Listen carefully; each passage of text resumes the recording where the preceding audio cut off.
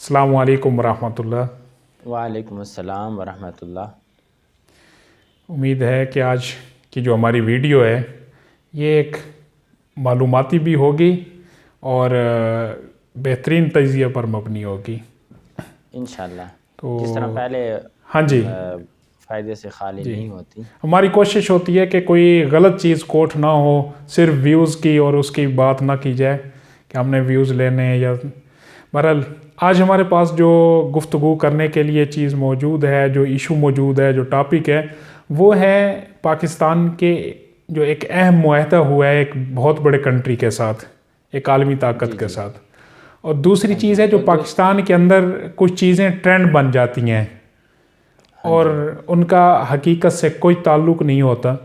तो इस चीज़ के ऊपर हम बात करेंगे और मेरे ख्याल में आपने जी रूस के साथ, रशिया के साथ मेरे ख़्याल में हालिया होने वाले मुआहदात की बात जी की है। बिल्कुल, मैंने उसी की बात की है कि उसमें इसहाक डार साहब ने जिस तरह पहले अनाउंस किया था कि तेल के हवाले से रशिया के साथ वो मुआहदे करेंगे, जी फिर कुछ बयान आया कि हम मुआहदे होने के करीब पहुंच चुके हैं। हाँ जी, फिर मतलब हमने मुआहदा हो हालिया चुका है, दिनों हमारी में डील हाँ होने जी, हाँ वाली जी। है। हाँ जी, हाँ जी। और तो जो अभी हालिया जी दिनों में बहुत बड़ी डेवलपमेंट हुई है जी कि जो वज़ारत कम्युनिकेशन है, जो वफाकी वज़ीर हैं मुफ्ती असद महमूद साहब, उन्होंने रशिया का दौरा किया और वहाँ की वज़ारत मवासलात के साथ तिजारती हवाले से जो ज़मीनी रास्ता है उस हवाले से कुछ मुआहदात किए हैं। आप इनमें कुछ रोशनी डालें ताकि हमारे जो व्यूवर्स हैं वो भी इससे आगाही हासिल करें। और इससे पहले मैं जो अपने देखने वाले हैं उनसे भी ये रिक्वेस्ट करूँगा कि हम ये देखते हैं कि हमारे जो वीडियो देखने वाले हैं ना, वो ज़्यादातर वो हैं जिन्होंने सब्सक्राइब नहीं किया हुआ। तो मैं ये रिक्वेस्ट करूँगा कि चैनल को सब्सक्राइब कर लें। इसमें हाँ जी, हम इससे हमारी हौसला अफजाई हो जाएगी। हाँ जी, तो तो आप ज़रा रोशनी डालें उस माहदे पर। ये हालिया जो मुआहदा हुआ है ये एक मौलवी के हाथों हुआ है, मुफ्ती के हाथों। तो हाँ जी, वो शायद इसलिए टिपिकल अहमियत नहीं दी जा जी, रही। तो शायद इसलिए अहमियत नहीं दी जा रही या कुछ और चीज़ें पाकिस्तान में जिनका कोई इतना बड़ा वो नहीं, जिसको इतनी बड़ी वो बना दी गई है, इस वजह से ऐसी चीज़ों के ऊपर कोई नज़र नहीं जा रही। बहरहाल ये सी पैक जैसा ही एक मुआहदा है। बिल्कुल। पाकिस्तान रशिया के साथ ट्रांसपोर्ट मुआहदा कर चुका है और अनकरीब पाकिस्तान और रशिया की बरह रास्त ट्रांसपोर्टेशन सर्विस शुरू हो जाएगी। अच्छा। उसमें पाकिस्तान टू रशिया डायरेक्ट मतलब जो सर्विस है कि यहाँ से बाई रोड, बाई फ्लाइट हाँ नहीं, जी। By road. असल बात यह है कि बाई रोड होगी। जब बाई जी रोड जी। होगी तो आप 3-4 ममालिक को टच करके जाएंगे और ये जी जी। सारे जो ममालिक हैं इनके साथ आपके रवाबित बढ़ेंगे। हालांकि ये हमारे इंतहाई करीब कंट्रीज़ हैं, जिस हाँ तरह जी, ये हाँ जी। आपके पड़ोसी हैं ना, Iran, India, Oman, Afghanistan. Afghanistan. तो ये भी इसी तरह है। अब थोड़ी सी जी पट्टी है, शायद कोई 150-200 किलोमीटर की पट्टी है अफ़गानिस्तान के साथ, जिससे हम डायरेक्ट इन रियासतों में दाखिल हो जाते हैं, उज़्बेकिस्तान, ताजिकिस्तान। तो फिर वहाँ से आप रशिया पहुँचते हैं। हाँ जी। अब इससे क्या होगा कि ये जो दरमियान में 3-4 रियासतें आती हैं तो ये हमारी नज़रियाती तौर पर भी हम एक हैं, मतलब जी कलमे की जी। बुनियाद पर हम एक हैसियत रखते हैं। तो हमारे उनके साथ पहले कोई इतने बड़े रवाबित नहीं हैं, हमारी इतनी बड़ी कोई आपस में एंगेजमेंट नहीं है। अब हम रशिया की तरफ जा रहे हैं क्योंकि हमारा जो नेक्स्ट जो ब्लॉक बन रहा है या न्यू वर्ल्ड ऑर्डर तरतीब हो रही है, तो रशिया, चाइना ये हमें करीब पड़ते हैं बनिस्बत अमेरिकन और यूरोपन ब्लॉक के। अब हाँ अगर जी। हमने यूरोप के अंदर एंट्री करनी है ट्रेड के लिए, तो उसके लिए हमें यहाँ से पहले ईरान, टर्की, मतलब इन कंट्री से होकर जाना पड़ेगा ना। तो काफ़ी लंबा एक रूट है, लंबा प्रोसेस है, महंगा है। लेकिन अगर हम यहाँ से रशिया में एंट्री करते हैं और रशिया से यूरोप में चले जाते हैं तो ये ईजी है। जी जी। रशिया सोर्सेस के हवाले से भी एक बड़ी ताकत है। रशिया के पास टेक्नोलॉजी दुनिया की इस टाइम शायद तीसरी बड़ी इकोनॉमी भी रशिया ही है। और इसके साथ चाइना और रशिया आपस में अब काफ़ी एंगेज हो चुके हैं।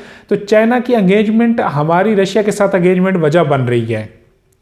जी तो जी मुफ्ती साहब ने जो मुआहदा किया उसमें यही है कि बरह रास्त जो पाकिस्तान से और रशिया से ट्रांसपोर्ट सर्विस शुरू होगी, जिस तरह हमने तुर्की के साथ अभी ये ट्रेन सर्विस का वो किया था, पिछली गवर्नमेंट ने ये मुआहदा किया था और लास्ट गवर्नमेंट ने उसको रन अप किया ऑपरेशन को। तो उसमें हमारी 2-3 फ्रेट जो वो थी रेलवे पहुंची हैं वहाँ पर तुर्की में। तो इसी तरह हमारी जो फ्रेट और ये पब्लिक ट्रांसपोर्ट भी रशिया जाएगी। ओके। इसके साथ ही तो इसाक डार इससे साहब ने भी ये इस जिक्र तरह किया जी, ऑयल वाला। हाँ जी तो हाँ जी हाँ जी जब आप बरह रास्त किसी कंट्री में जाना शुरू करते हैं तो फिर वहाँ की जो तिजारत है उसके साथ आपके ताल्लुकात बढ़ जाते हैं, फिर आपका जो एक्सपोर्ट इंपोर्ट ये सिस्टम है, ये एक सर्कल जो है ये शुरू हो जाता है। दरमियान में कुछ जिस तरह के ममालिक रास्ते में पड़ते हैं, जी अब उनके साथ हमारे ताल्लुकात नहीं रहे, वो उन ताल्लुकात में बेहतरी आएगी, रवाबित में इजाफ़ा होगा। और फिर उसमें यह है ना कि सिर्फ अब जब जिन ममालिक से आप गुज़र कर जा रहे हैं तो आप वहाँ पर भी ट्रेड कर सकते हैं। जी बिल्कुल, और इसलिए इसके साथ साथ आप जिस तरह पहले अर्ज़ कर रहे थे कि ह्यूमन रिसोर्सेज के हवाले से भी हमारे पास आबादी ज़्यादा है, हमारे पास जी मौक़े रोज़गार के कम है, और जी वहाँ पर आबादी कम है तो वहाँ पर पाकिस्तान के जो यहाँ के लोग हैं उनको भी रोज़गार के मौक़े ज़्यादा मिलेंगे। जी।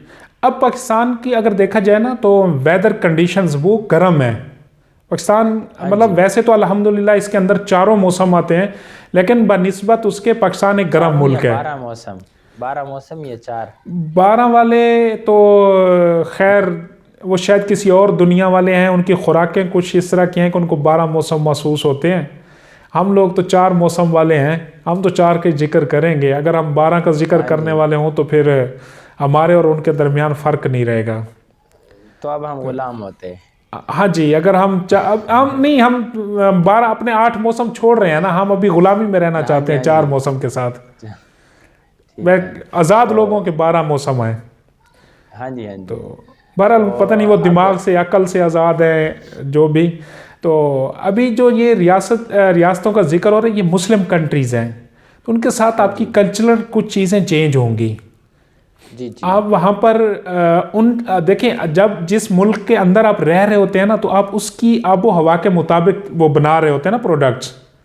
हाँ जी हाँ जी। अब रशिया या ये जो रियासतें हैं ये ठंडी रियासतें हैं, बर्फीली, तो आपके पास जो प्रोडक्ट है वो गर्म उसकी है ना। हाँ जी। तो अब आपने इस चीज़ को वहाँ से, मतलब आपने टेक्नोलॉजी करनी है, वहाँ से प्रोडक्ट्स लेके आनी है जो आपको सूदमंद होंगी, और यहाँ से जो चीज़ जाएगी वो वहाँ पर, मतलब आपकी यूरोप की बजाय यहाँ करीब पड़ती है, आपको कास्ट कम पड़ेगी। और एक तो ये मुस्लिम कंट्रीज़ हैं, आपका जो आपस में हम आंगी है ये मज़ीद एक्टिव होगी, उम्मीद यही है। हाँ जी। और अफ़गानिस्तान और दूसरी जो कंट्रीज़ हैं ये भी हमारे साथ एकोमोडेट करेंगे इस जी बिल्कुल। अब इसमें देखें ना, ये एक सर्कल है, ये न्यू वर्ल्ड ऑर्डर है। अब सऊदी अरेबिया को आप देख लें, सऊदी अरेबिया जो एक स्ट्रेटेजिक पार्टनर है अमेरिका का, तो उसने भी वहाँ से अब हाथ निकालने शुरू कर रखे हैं। हाँ जी हाँ जी। तो सारी दुनिया मतलब अब शुमाल की तरफ आ रही है। हाँ जी। तो पाकिस्तान तो इसलिए अहम है, पाकिस्तान के पास जो सबसे जो पाकिस्तान की अहमियत है, सऊदी भी अगर रशिया के साथ ट्रेड करना चाहे जी, तो वो भी पाकिस्तान को इस्तेमाल करेगा। देखिए वो इस्तेमाल करेगा अपने छोटे कंट्रीज़ को, अरेबिक, तो अच्छा, ओमान। फिर आगे जो असल जो वजह है ना इनकी पाकिस्तान, वो है गवादर और कराची बंदरगाह दुनिया की। ये डीप वाटर बंदरगाह हैं, यहाँ जो बहरी जहाज़ फ्रेट आता है तो वो डायरेक्ट टू, मतलब आपके जो आपके हैं ना ये जो पैड, मतलब जहाँ पर सामान को अनलोडिंग करके ट्रांसपोर्ट होती है, तो वो डायरेक्ट होती है। आपको फिर नेक्स्ट आगे मिनी वो बोट्स और जहाज़ दूसरे छोटे वो नहीं लगाने पड़ते, आपका बड़ा जहाज़ आपके बिल्कुल उसके बराबर आके लगता है, जो आपका समझ लें जिस तरह पैड होता है, लंगर अंदाज जहाँ पर होते हैं ये, तो वहाँ पर।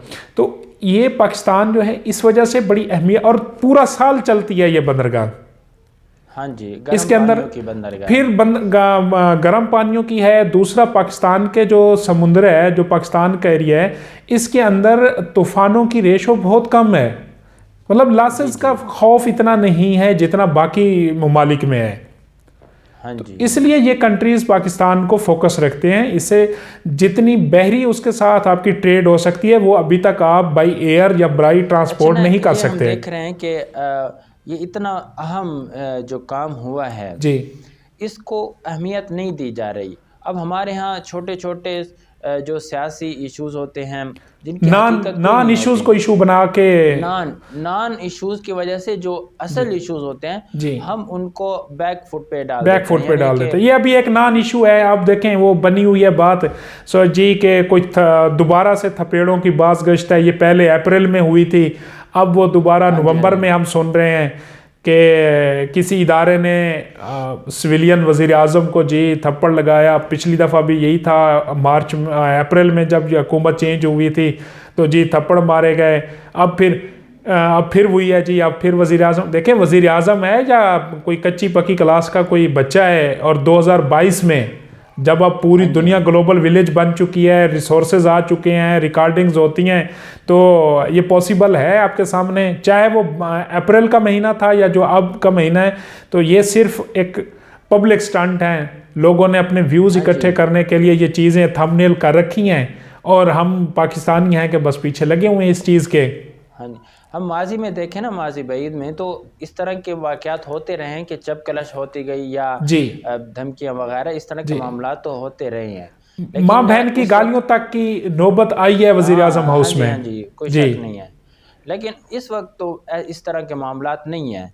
अच्छा, फिर हैरानी की बात यह है कि जो हमारे मीडिया पे बैठे हुए बड़े बड़े चेहरे हैं, अब मैं हैरान होता हूँ कि इतनी ढिठाई के साथ झूठ बोल रहे होते हैं कि उनके चेहरे पे ज़रा सा भी तासुर नहीं उभरता झूठ का। देखें, मतलब बेशर्मी से झूठ बोल रहे होते हैं।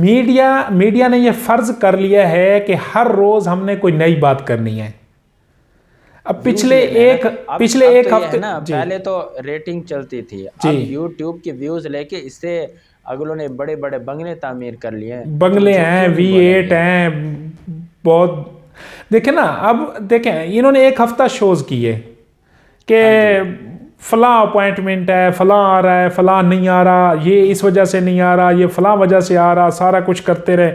अब वो बात किसी की समझ में आई नहीं है, बात वो उस तरह हुई नहीं। जो बड़े सियासतदान थे 4-5, उन्होंने कुछ इस तरह की गेम खेली है कि वो समझ ही नहीं आई किसी को। मैं और आप मतलब लगे रहे तो फ़लाँ ये कर रहा है, वो कर रहा है जी, जो कुछ हुआ है वो अब आप कल जब परसों देखेंगे तो आप हैरान रह जाएंगे। तो अब देखा जी ये चीज़ तो अब आवाम कौन जी, आप किस हवाले से इंडिकेशन दे रहे हैं? अपॉइंटमेंट के हवाले से, जो बड़ी अपॉइंटमेंट है।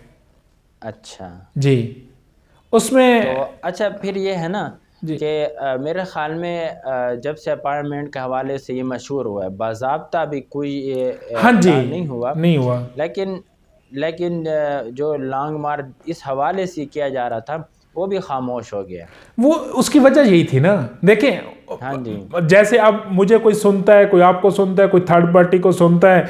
हमारी आजकल सियासत जो मौजूदा सियासी जिन्होंने ये लॉन्ग मार्च और ये तरतीब कर, ये सोशल मीडिया ही है ना। ये सोशल मीडिया पे किसी एंकर की गुफ्तगू सुनते हैं जो इनके जलसों में खड़े होते हैं, तो उसके मुताबिक प्लान बनाकर तो शुरू हो जाते हैं जी। इस तरह थोड़ी होता है। तो यही बात सदर साहब कह चुके हैं, आरिफ अलवी साहब। उन्होंने कहा कुछ बातें हो रही थी। सदर साहब की बात आई है, आपने सदर साहब की बात कर रही थी, तो इसहाक डार साहब ने जो सदर साहब से मुलाकात की उसका क्या नतीजा निकला? मेरे ख्याल में जो अलवी साहब हैं, अदम एतमाद के बाद तो इन्होंने बतौर PTI रुकन के किरदार अदा की।